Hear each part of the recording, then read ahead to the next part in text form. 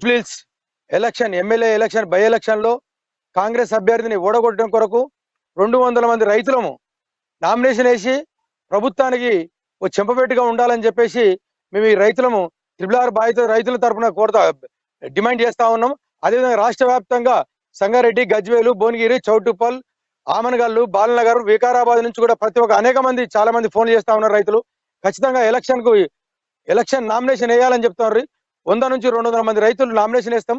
ఈ విధంగా ప్రభుత్వం ఈ రీజనల్ రింగ్ రోడ్ పైన స్పష్టమైన హామీ ఇవ్వకుంటే ఆందోళన చేస్తామని చెప్తా ఉన్నాం.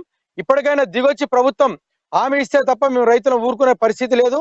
ఇప్పటిగా తప్పుల తడగా ఉంది. ఎవరిష్టానుసారం వారు అలైన్మెంట్ చేసుకుంటా ఉన్నారు. అలైన్మెంట్ పారదర్శకంగా లేదు. బడా కంపెనీలకు, బడా పెత్తందారులకు, వెంచర్లు ఉన్నటువంటి భూస్వాములకు అపాయింట్మెంట్ ఇచ్చి వాళ్ళతో దోబిచ్చినట్టు ఆడుతా ఉన్నది స్టేట్ గవర్నమెంట్.